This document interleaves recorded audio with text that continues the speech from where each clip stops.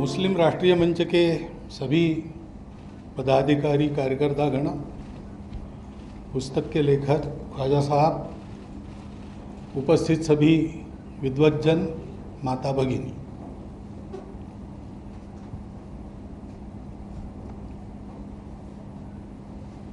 ये ऐतिहासिक है कि नहीं मुझे मालूम नहीं, लेकिन सार्वजनिक रूप से इस प्रकार का पुस्तक का लोकार्पण मेरे द्वारा, यानी संघ के किसी अधिकारी के द्वारा, ये शायद पहली बार है।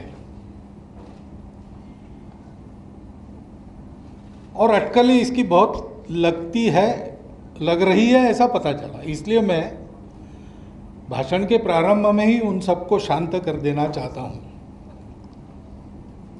ये कोई इमेज मेकओवर का एक्सरसाइज नहीं है। पहली बात, संघ क्या है 90 वर्षों से पता है लोगों को, वही संघ है। और संघ को इमेज की कभी परवाह रही नहीं, क्योंकि हमको बाकी कुछ करना नहीं है, सबको जोड़ना है, अच्छा काम करना है, तो रूप बदल के जाने की जरूरत हमको नहीं पड़ती। हम वही है और हमको अपने इमेज के, क्योंकि हमारा संकल्प सत्य है, इरादा पक्का है, पवित्र है, किसी के विरोध में नहीं, किसी की प्रतिक्रिया में नहीं। तो दुनिया चाहे जो समझे, हम तो अपना काम करते चले जा रहे हैं। और हमको पता है, केवल भरोसा नहीं, मेरे जैसे को तो पता है कि हम जो करेंगे उससे सबका भला होगा, किसी का बुरा नहीं होगा। इसलिए ये कोई इमेज बदलने का एक्सरसाइज नहीं, ये अगले चुनावों के लिए मुसलमानों के वोट पाने का भी प्रयास नहीं है, क्योंकि हम उस राजनीति में नहीं पड़ते। वोट की राजनीति, पार्टी पॉलिटिक्स, इसमें हम लोग नहीं पड़ते। हाँ, हमारी कुछ विचार है राष्ट्र में क्या होना चाहिए, नहीं होना चाहिए, उसके बारे में, और अब एक ताकत बनी है तो वो ठीक हो जाए, इतनी ताकत हम जहाँ लगानी है, चुनाव में भी लगाते हैं, ये बात ज़रूर है। लेकिन हम किसी के पक्षधर हैं इसलिए नहीं, हम राष्ट्रहित के पक्षधर हैं। उसके खिलाफ जाने वाली बात कोई भी करे, हम उसका विरोध करेंगे, और उसके पक्ष में जाने वाली बात कोई भी करे, हम उसका समर्थन करेंगे। हम पार्टी नहीं देखते। इसलिए ये कोई पॉलिटिकल एक्सरसाइज नहीं है, हम पॉलिटिक्स में नहीं पढ़ते। Vote politics, vote bank politics, party politics, इससे हम तय करके हम उसमें जा सकते हैं, हमारी ताकत है, लेकिन हम नहीं जाएंगे, क्योंकि हमने ये तय किया है पहले से, संघ का जन्म हुआ तब से। क्योंकि कुछ काम ऐसे हैं जो राजनीति नहीं कर सकती, कुछ काम ऐसे हैं जो राजनीति बिगाड़ देती है। मनुष्यों को जोड़ने का काम राजनीति से होने वाला नहीं है। राजनीति चाहे तो उस पर असर डाल सकती है, बिगाड़ सकती है, उतनी मात्रा में राजनीति की चिंता लोगों को जोड़ने वालों को करनी पड़ती है। वो कोई भी हो, हम हो या ख्वाजा साहब जोड़ने चले, वो भी, उनको भी चिंता तो करनी पड़ेगी। परंतु राजनीति इस काम का औजार नहीं बन सकती, इस काम को बिगाड़ने का हथियार बन सकती है।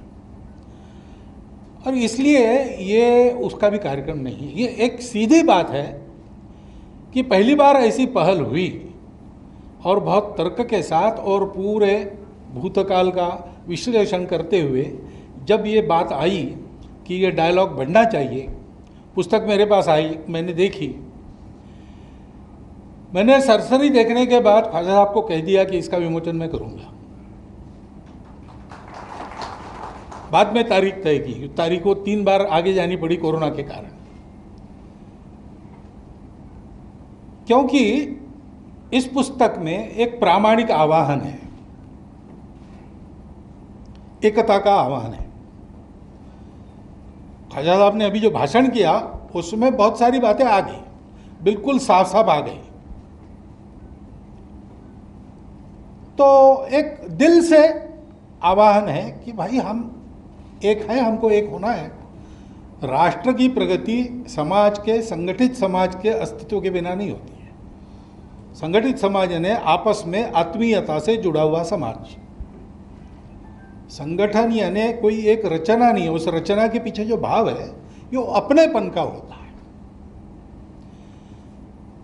तो हिंदू मुसलमान एकता, हमारा तो विचार ऐसा है कि ये शब्द ही बड़ा भ्रामक है। ये दो है ही नहीं, एकता की बात क्या है? इनको जोड़ना क्या, ये जुड़े हुए हैं, ये जुड़े हुए हैं। और ये जब मानने लगते हैं कि हम जुड़े हुए नहीं हैं, तब दोनों संकट में पड़ जाते हैं। बात यही हुई है।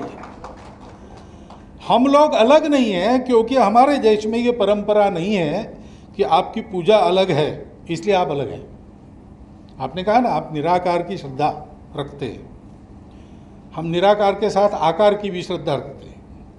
बात ऐसी है कि एक व्यक्ति के नाते मुझे मेरी श्रद्धा एक पर ही रखनी पड़ेगी, हिंदुओं में भी। अगर मैं निराकार मानता हूं तो मैं हिंदुओं के आकार भी नहीं मानूंगा, मेरे अकेले का जब तक प्रश्न। लेकिन मेरे समाज में आकार को मानने वाले लोग हैं, उनका मैं सम्मान करता हूं, उनकी श्रद्धा का आदर करता हूं। उनकी श्रद्धा का आदर करने से मेरी भक्ति पे कोई गड़बड़ नहीं होती। मैंने कहानी सुनी, किस्सा ही है वो, लेकिन सुना है कि हजरत मूसा गुजर रहे थे एक रास्ते से, एक फटेहाल आदमी बैठा था और वो कहता था, भगवान मैं तुमको बुलाने से डरता हूं क्योंकि तुम आओगे उतने दूर से जन्नत से चलकर, तो तुम्हारे पैर दबाने के लिए हाथ तो है, लगाने के लिए तेल मेरे पास नहीं है। ऐसी बहुत सी बातें वो कह रहा है। तो हजरत मूसा गुस्सा हो गए क्योंकि वो भी निराकार की पूजा। तो उन्होंने कहा कि पागल हो गया, तो भगवान ऐसे थोड़ी आता है, कुछ भी अपने मन से, और उस सारे इसको तुम कलंकित कर रहे हो, पागल जैसी बातें कर रहे हो, चुप बैठो। तो उनके दिल में भगवान की आवाज़ उतरी और उसने कहा कि उसको जो कहना है कि तुम्हारा ठीक है, तुम समझते हो ना, वो अपनी समझ से कह रहा है, उसका दिल दुखा के तुम मेरी हस्ती को कलंकित कर रहे हो। इस अर्थ की कहानी मैंने पढ़ी। भारत में ये मानते हैं, हम ये करते आए हैं। इतने देवी देवता है और इतने आ रहे नए नए, पुराने विस्मृत होते चले जा रहे हैं।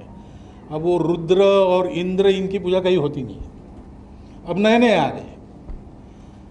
ठीक है, जाकी रहे भावना जैसी, प्रभु मुहूर्त तीन देनी देखी तैसी। इसमें झगड़ा करने की बात कौन सी है भाई? हम लोग एक है और हमारी एकता का आधार है, पहली बात है हमारी मातृभूमि। केवल हम इस पर रहते हैं, इस पर जन्मे इसलिए नहीं है, लेकिन ये मातृभूमि हमको हमारा ये स्वभाव देती है। सुजल सुफल मलय ज शीतल, ये रही है परंपरा से। और इसलिए यहां कभी झगड़ा करने की जरूरत नहीं पड़ी। इतना भरपूर ये देती है कि बिना झगड़ा किए हम साथ में रह सकते हैं। ये पुरानी बात थी, आज भी इसकी शक्ति यह है, हम उसका उपयोग नहीं कर रहे। लेकिन आज की हमारी पूरी जनसंख्या को ये भूमि आराम से पाल सकती है। भविष्य में खतरा है, उसको समझ के ठीक करना पड़ेगा, लेकिन अभी भी स्थिति यह है कि ये भूमि हमें पाल सकती है। और इसलिए हमको बाहर जाना नहीं पड़ा। और इसका भूगोल ऐसा है कि पुराने ज़माने में बाहर से किसी का आना मुश्किल है, और आ गए कोई तो आओ भाई, रह जाओ तुम भी, ऐसा हमको रहना पड़ा। तो हमको ये कभी कल्पना नहीं है कि कोई दूसरा है, हमसे अलग है। भाषा वो भी पहले से अलग अलग है। यानी अथर्ववेद उसमें रुचा है, जन्म बिभ्रति बहुधा विवाचसम नाना धर्माणम पृथ्वी यथोगसम। अनेक भाषाओं के बोलने वाले, अनेक धर्मों के मानने वाले। ये कोई आज की भाषा नहीं है हमारी। उपनिषदों में कथा है कि एक ज्ञानी व्यक्ति थे, उसके पास 5 लोग गए। एक पृथ्वी की पूजा करता था, एक अग्नि की, एक वायु की। पूछने के लिए गया कि किसका सा है। तो उसने पूछा, आप किसकी पूजा करते हो? उसने कहा अग्नि की। हाँ, इसीलिए तुम्हारा सब कुछ ठीक चल रहा है, तुम्हारा कल्याण है, तुम्हारे घर में समृद्धि है। दूसरे को पूछा, तुम वायु। हाँ, इसीलिए तुम्हारा कल्याण हो रहा है। सबको यही कहा उसने। फिर से ये कंफ्यूज हो गए, सही किसका है? हंसकर उसने कहा कि देखो भाई, तुम अपनी अपनी भावना से जिसकी पूजा करते हो वो एक अंश है। वास्तव में जिस पूर्ण के ये अंग है इनके द्वारा तुमको उसको देखना चाहिए। उसको नहीं देखते, इसलिए दूसरों की पूजा को लेकर तुम भ्रम में पड़ जाते हो। ये हमारा देश है, ये हमारी परंपरा है, ये हमारी तहजीब है, और ये हमारे मातृभूमि के कारण मिली है, वो पहला आधार है। और ये परंपरा दूसरा आधार है। और तीसरा आधार है ही, हम समान पूर्वजों के वंशज हैं। अब ये विज्ञान से भी सिद्ध हो चुका है। 40,000 साल पूर्व से हम भारत के सब लोगों का डीएनए, सब लोगों का निरपवाद डीएनए समान है। इस आधार पर आरूढ़ होकर हम जब विचार करते हैं तो मन में अपनापन आता ही है। उस अपनेपन के आधार पर एकता होती है, राजनीति के आधार पर नहीं होती। और संघ पहले से ऐसा मानता है। खिलाफत आंदोलन के बाद हिंदुत्व का शब्द वगैरह, इतिहास बिल्कुल ठीक बताया आपने। संघ की विचार प्रक्रिया कैसी चली? डॉक्टर हेडगेवार साहब ने कहा कि देखो भाई, हिंदू अपनी दुर्वस्था के लिए अंग्रेजों को, मुसलमानों को दोषी मान रहा है, ये गलत बात है। हाँ, कुछ इतिहास में उपद्रव हुए, उसके कारण नुकसान हुए, बात ठीक है। आज भी हम कह सकते हैं ऐसे उपद्रव हुए, हम दोनों एक दूसरे के बारे में ये कह सकते हैं। लेकिन डॉक्टर हेडगेवार ने कहा कि तुम अपने देश में थे, तुम अपने देश के मालिक थे, तुम्हारी संख्या इतनी है, तुम्हारे पास इतने उच्च विचार है, फिर भी अपने घर में तुम्हारी हालत ये हुई, तुम दूसरों को कैसे दोष लगा सकते हो? तुम में कुछ कमी होगी, उसको सुधारो। संघ का विचार ये है। ये जो संघ के बारे में अपने देश के तथाकथित अल्पसंख्यकों को, तथाकथित में इसलिए कह रहा हूँ कि वो एक ही समाज के, हमारे ही समाज के, हमारे अपने भाई है, ये वास्तविकता है। और कभी भी भाषा, पंथ, प्रांत, संप्रदाय, धर्म के नाम पर हमने किसी को कम या ज़्यादा नहीं कहा, लेकिन है आज की माइनॉरिटीज, उनको कहा जाता है। लेकिन इन सब लोगों सहित हमारा जो एक समाज है, वो हिंदुओं के देश में हिंदुओं की हालत ये हो गई, इसके कारण ये नहीं है। ये संघ की विचारधारा है, और उन तथाकथित अल्पसंख्यकों के मन में ये डर भरा गया है कि संघ वाले तुमको खा जाएंगे। दूसरा एक डर लगता है कि हिंदू मेजॉरिटी देश में आप रहोगे तो आपका इस्लाम चला जाएगा, ये भी बताया जाता है। अन्य किसी देश में ऐसा होता होगा, मेजॉरिटी माइनॉरिटी होगा, हमारे यहाँ ऐसा नहीं है। हमारे यहाँ जो जो आया है वो आज भी मौजूद है, किसी भी कारण आया हो, लेकिन आया है और रहा है तो मौजूद है। और इस भूमि की परंपरा, यहाँ के समाज का स्वभाव और इस कारण उसने बनाया संविधान भी उनके यहाँ के अस्तित्व की गारंटी देता है। क्योंकि समाज वैसे मानता है आज भी। कुछ ज्यादतियां अगर होती है मेजॉरिटी की ओर से माइनॉरिटी की ओर, तो मेजॉरिटी से ही उन आतताइयों का विरोध होता है। मैं बहुत आग बबूला होकर भाषण करके हिंदुओं में पॉपुलर तो हो सकता हूं, लेकिन हिंदू मेरा साथ नहीं देगा कभी, क्योंकि वो आततायित्व पर चलने वाला नहीं है। वो जानता है कितना भी अलग है और अपना शत्रु भी है तो भी उसका जीव है तो उसको जीने का हक है। तो लड़ाई भी होती है, और लड़ाई में हारने के बाद वो माफ करो कहता है तो उसको शरण देना है। ये परंपरा है। और इसलिए ये डर छोड़कर, मैंने दिल्ली के भाषण में भी कहा था, वहां मैंने कहा कि अगर हिंदू कहते कि यहाँ एक भी मुसलमान नहीं रहना चाहिए तो हिंदू हिंदू नहीं रहेगा, तो इसलिए कहा था। और ये मैंने संघ में पहली बार नहीं कहा है, ये डॉक्टर साहब के समय से हमारी चलती आई हुई विचारधारा है। हर बात को बोलने का वक्त होता है तो उन्होंने दूसरों शब्दों में कहा, गुरुजी ने और शब्दों में कहा, बाड़ा साहब ने कहा, ये चलते आया है। और संघ छोटा था तब उसकी बात सुनी नहीं गई। आज संघ इतना बड़ा है कि संघ के शीर्ष पर मुझे रखा गया है, इसलिए मैं बोलता हूँ तो सारी दुनिया सुनती है। लेकिन ये विचार मेरा नहीं है, ये विचार संघ की विचारधारा का अंग है, क्योंकि हिंदुस्तान एक राष्ट्र है। यहाँ हम सब लोग हैं, सबके अलग अलग इतिहास भी होंगे, पृष्ठभूमि के होंगी, लेकिन पूर्वज सबके समान है। स्वार्थ अलग अलग होंगे, लेकिन समाज एक है। स्वार्थों पर एकता होती नहीं, सौदे पर एकता होती नहीं। एकता इस एकत्व के आधार को अपने मन में पक्का बिठाने से होती है। इश्यूज है, उस पर मत आपके अलग अलग हो सकते हैं। प्रजातंत्र में व्यवस्था है, उनकी अभिव्यक्ति कर सकते हैं, उनके लिए संघर्ष कर सकते हैं, विजय पा सकते हैं, कोर्ट में जा सकते, सब कर सकते हैं। लेकिन एकाधे मामले में आपका मेरा मत अलग है और परस्पर विरोधी है, इसलिए हमारा समाज नहीं बदल रहा, हम एक ही समाज के हैं। इस बात को पक्का समझ के हमको चलना चाहिए। पहल अनेक बार हुई अपने देश के इतिहास में। अब लोगों को पता चले इस ढंग से इस्लाम भारत में आया, वो आक्रामकों के साथ आया।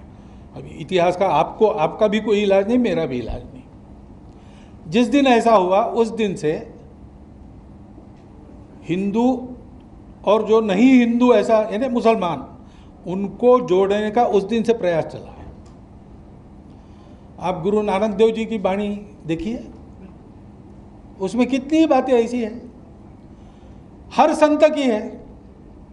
छत्रपति शिवाजी महाराज के समकालीन तुकाराम महाराज और रामदास स्वामी दोनों के अभंग है। अभंगों में वो कहते हैं कि तुम अल्लाह अल्लाह कर रहे हो, तुमको अल्लाह क्या है मालूम नहीं है, वो हमको मालूम है, कोई अलग नहीं है, क्यों झगड़ा करते हो। इस प्रकार के अभंग है। ये सतत प्रयास रहा है, लेकिन क्यों नहीं हुआ आज तक। मेरा विश्लेषण ऐसा है कि ये राजनीति के द्वारा नहीं हो सकता, ये सत्ता के द्वारा नहीं हो सकता। ये तो हम समाज के समझदार लोगों को हौसले के साथ लंबे प्रयास करने के बाद होगा, क्योंकि जो इतिहास दुर्भाग्य से घटा है वो लंबा है, जख्म हुए हैं, उसकी प्रतिक्रिया तीव्र है। सब लोगों को समझदार बनाने के लिए समय लगता है, लेकिन जिनको समझ में आता है उनको डटे रहना चाहिए, उनको आवाज़ बुलंद करनी चाहिए। इसके खिलाफ अगर इस सारी एकता को बाधा लाने वाली, देश के हित को बाधा लाने वाली बातें होती है, तो हिंदू के विरुद्ध हिंदू खड़ा होता है। लेकिन ऐसा हमको पता नहीं, मैं इतना ही कहता हूँ कि ऐसी कोई बात हो गई तो मुस्लिम समाज का समझदार नेतृत्व ऐसे आतताई कृत्यों का निषेध कर रहा है, करता होगा अंदर, मुझे पता नहीं, बाहर नहीं आता है। यह भी एक प्रचार का ही खेल है। जैसे आपको संघ के बारे में और ये जो बताया गया, आप आएंगे अंदर तो आपको दिखेगा कि गलत है। वैसे हो सकता है कि हमको भी कई बातें जो पता चलती है वो गलत हो, लेकिन दिखता तो है नहीं। तो इसलिए हम समझदार लोगों को डट के बातें करनी पड़ेगी। तो दिल्ली के भाषण में मैंने जो कहा, मुझे पता था, उसके बाद स्वयंसेवक भी कहेंगे कि ये आप कहाँ से कह रहे हैं, लेकिन है बंच ऑफ थॉट्स में है ये सारी बातें। और स्वयंसेवक ये जानता है कि हम हिंदू संगठन है, हिंदुओं को शक्तिशाली बनाना चाहते हैं, लेकिन हमारी दृष्टि जो है वो हिंदू की दृष्टि है ना, वसुधैव कुटुंबकम है। तो हमारे देश के अपने लोगों को तो जो आपने कहा सॉल्यूशन तो वही है। डिस्कॉर्ड एक अभी सॉल्यूशन नहीं हो सकता, डायलॉग यही सॉल्यूशन हो सकता है। कभी भी संघर्ष से होता नहीं, नुकसान ही होता है। तो कभी ना कभी एक दूसरे को समझकर मिलकर अपने देश को बड़ा बनाने के लिए सबको साथ चलना ही है। अब ये बात अनेक बार हुई, लेकिन कई बार डायलॉग का एक अर्थ ऐसा भी है, ऐसा मैंने सुना, सही है कि गलत है मुझे मालूम नहीं, लेकिन सही है तो बड़ी भयंकर बात है। चर्च के पैराडाइम से ये डायलॉग शब्द आया, ऐसा कहते हैं। तो उसमें ऐसा है कि लोगों को कन्वर्ट करने के लिए तैयारी करने का समय मिले, इसलिए बातों में उलझा के रखना, ये भी एक अर्थ होता है उसका। ऐसे भी किसी ने उपयोग किया होगा तो पता नहीं मुझे, लेकिन डायलॉग करने के पीछे स्वार्थ नहीं चाहिए, हमको कुछ पाना नहीं है, हमको कुछ पाना नहीं है। ये देश अपना है, ये समाज अपना है, उसके भलाई के लिए ये करना आवश्यक है। कोई माने ना माने, हमको करना है। हमारा क्या होगा हमको परवाह नहीं, हमारा कुछ भी हो जाए, हमारे समाज का तो भला ही होगा। इस ढंग से खड़ा रहना पड़ेगा। एकता की आधार भूमि अपनी मातृभूमि, अपनी ये परंपरा संस्कृति और हमारे समान पूर्वज, उनका गौरव। बाकी हमारे यहाँ सब स्वतंत्रता है, कुछ नहीं बदलना पड़ता है। सब मत पंथ हमारे यहाँ, रामकृष्ण परमहंस जैसे संत, उन्होंने प्रत्यक्ष उपासना करके ये देख लिया है। इस्लाम की भी उपासना उन्होंने की और अंतिम परिणति देख ली प्रत्येक पंथ संप्रदाय की, और कहा कि जो तो मत तो पथ, रास्ते अलग अलग है, मंजिल एक ही है। ये सत्य है, यानी ये हमारे देश का विचार है, हमारी परंपरा है, हमारा सौभाग्य है। लेकिन ये कहीं भी जाकर आप उसका परिशीलन करो, प्रत्यक्ष अनुभूति करो, मन और बुद्धि के परे जाकर अनुभव करो, तो आपको ये पता चलेगा। आज भी इसको बताने वाले हैं, आज भी ऐसे अनेक उदाहरण हैं कि मुस्लिम फकीरों के शिष्य अच्छे अच्छे हिंदू हैं, पहुंचे हुए फकीरों के, और हिंदू संतों के मुसलमान शिष्य हैं। हिंदू संतों ने मुसलमान शिष्यों को जो मंत्र दिया है वो संस्कृत का नहीं दिया है, वो कुरान पाक में कुछ नाम वहाँ से निकाल के दिया है। ऐसे बहुत उदाहरण है। मैं जानता हूँ जहाँ से मैं पैदा हुआ हूँ भारत में, विदर्भ और ये नागपुर के आसपास का इलाका, उसमें तो ऐसे मेरे आसपास ही 4-5 उदाहरण हैं। अब इसको हमको पहचानना चाहिए, इसको पकड़ के चलना चाहिए और इसी निश्चय के साथ चलना चाहिए। रास्ता लंबा है। आप तो कह रहे हैं कि हम मंजिल तक आ गए, ये मंजिल नहीं है, ये अब चलना प्रारंभ है, यहाँ से करना पड़ेगा।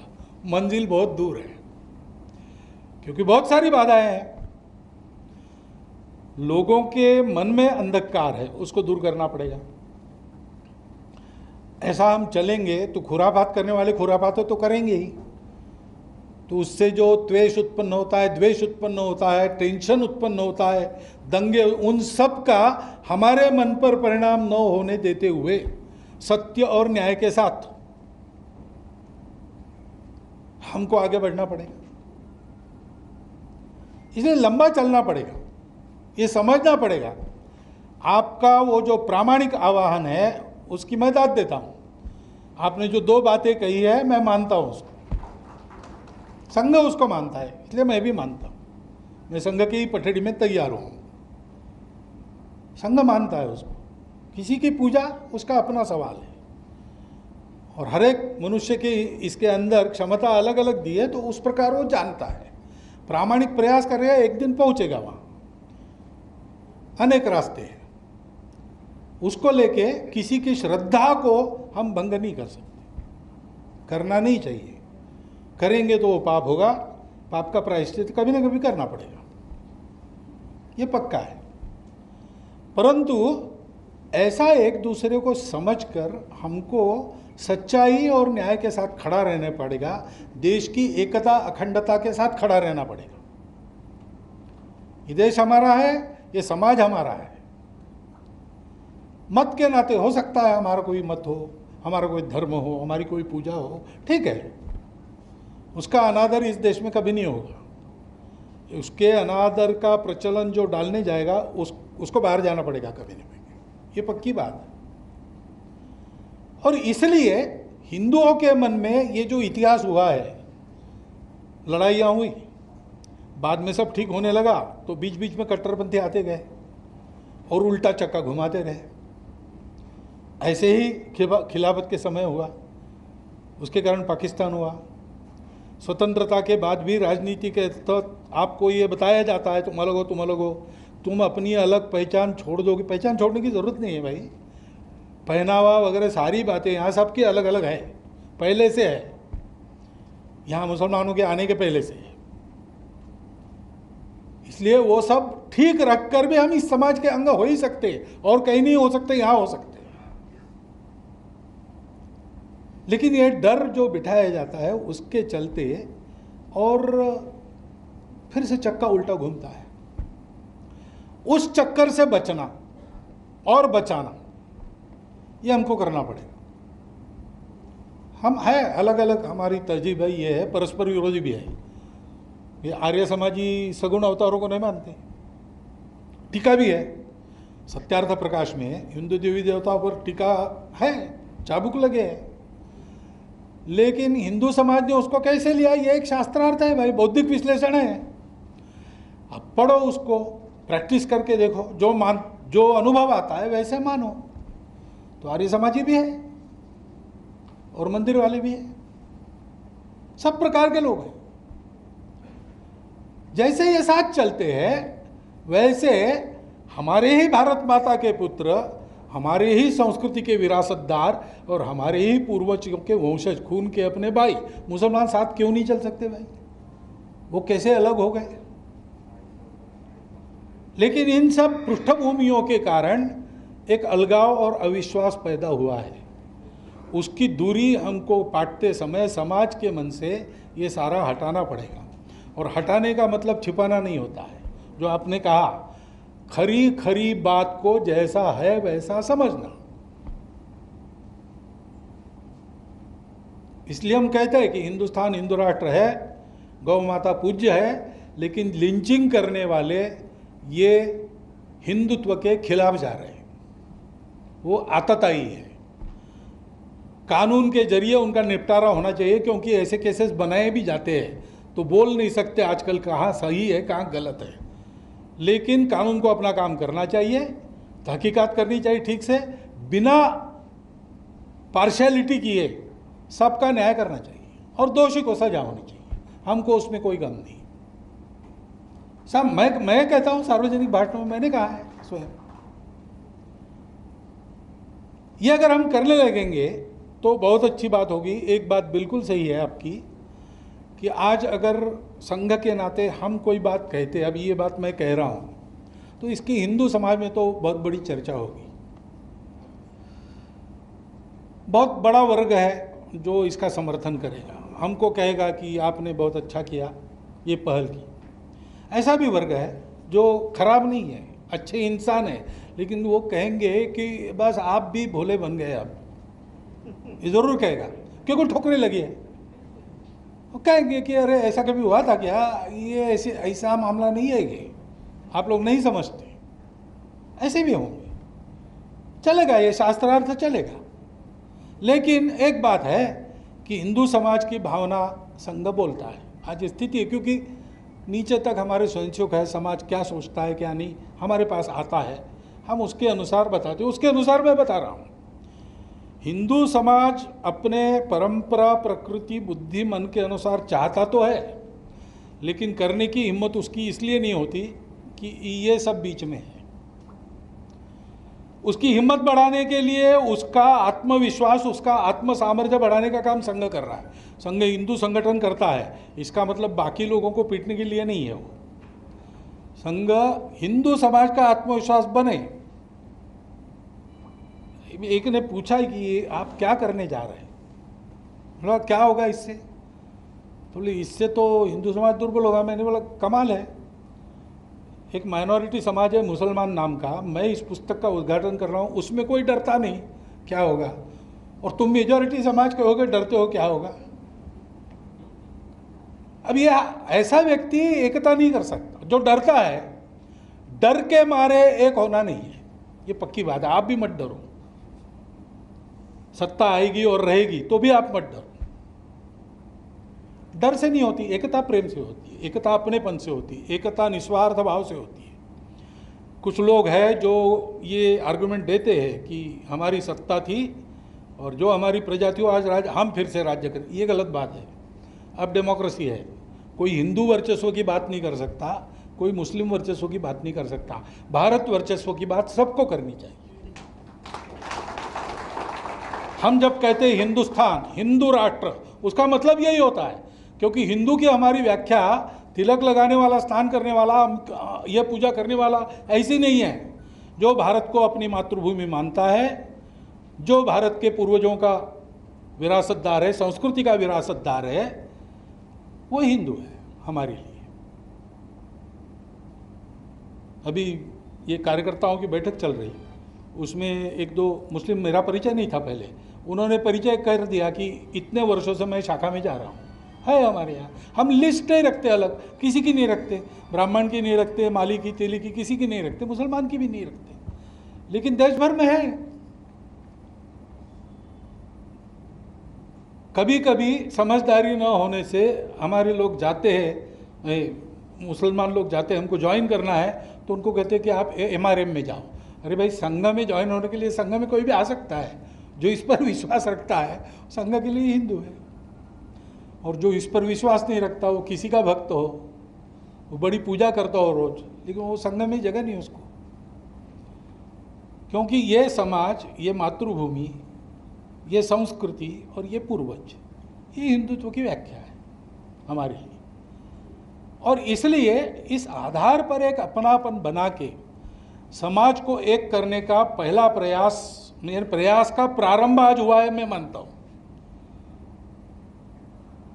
ये पहल आपसे हुई, हमने बिल्कुल स्वाभाविक रूप से उसका प्रतिसाद दिया है, हमको इसमें से पाना नहीं है, क्योंकि हम भी यही सोच रहे थे कि अब हमारी कुछ हैसियत बन गई संघ के नाते।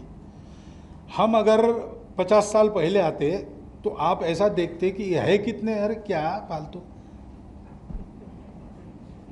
तुम हिंदू नहीं बोल रहे हो, तुम संघ वाले हो कितने। आज ऐसा नहीं है, तो इसलिए हमने भी ये प्रयास शुरू किया था। हमारे देवबंद के नदवी साहब मिले थे हमको, तो उन्होंने देखा, वो कोई दूसरी कल्पना करके आए थे मेरे बारे में, संघ वाला हूँ इसलिए, लेकिन उनको थोड़ा अच्छा अलग अनुभव आया।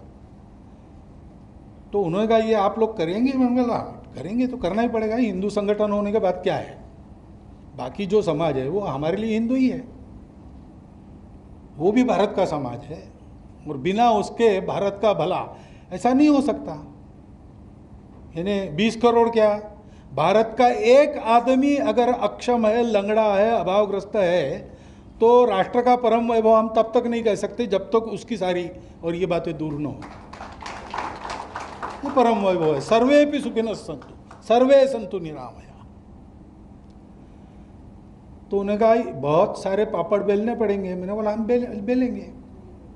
बेलेंगे, हम चर्चा करेंगे, एक एक कदम सोच समझ के बढ़ाएंगे, आगे बढ़ा हुआ कदम हम पीछे नहीं लेते। संघ ने कभी ऐसा किया नहीं, जब तक ये ताकत नहीं तब तक कदम नहीं आगे बढ़ाया। तो कई बार ये सुनने को मिलता है आप देर से आए, ठीक है देर से आए लेकिन दुरुस्त आए और पीछे नहीं जाएंगे। और इसलिए मेरी प्रार्थना केवल इतनी है, आपने बिल्कुल खुल के अपने हृदय की बात रख दी है, उस पर गौर करिए। हम सबको मिलकर इस देश को बनाना है। हम हिंदू कहते हैं, आपको नहीं कहना मत कहो, भारतीय कहो, नाम का शब्दों का झगड़ा छोड़ो, भावना समझो। उसके आधार पर इस देश को विश्वगुरु बनाना ये दुनिया की आवश्यकता है, नहीं तो दुनिया नहीं बचेगी। और इसलिए ये अपना पवित्र कर्तव्य मानकर हम एक एक कदम हौसले के साथ, पूरे जोर के साथ आगे बढ़े। धीरे जाएंगे तो कोई बात नहीं, लेकिन पहुंचना एक दिन ज़रूर है। और इसलिए मन का विचार पक्का रखिए, उसको बदलिए नहीं। उसकी परीक्षा बहुत कड़ी होगी, बहुत लंबी होगी, लेकिन हमको इस दिशा में चलना ही पड़ेगा। जितना जल्दी प्रारंभ करेंगे उतना कम नुकसान होगा। बस जैसा आपने एक शेर कहा और ये कहा कि वो यहाँ ठीक नहीं है, फिर भी कहता हूँ हाँ, मैं भी एक मेरे ये जो बात रखी मैंने उसके बारे में, वो ठीक है कि नहीं मुझे मालूम नहीं है। हमारे अकोला की विजयादशमी उत्सव में इमरजेंसी के बाद और आरिफ बेग साहब को हमने अध्यक्ष के नाते बुलाया था, तो उनके भाषण के अंत में उन्होंने कहा था, बड़ा प्यारा लगा, अंजाम बया, हाँ क्या अंदाज़ बया अगरचे बहुत खूब है, मगर शायद कि उतर जाए तेरे दिल में मेरी बात, हिंदुस्तान पाइंदाबाद।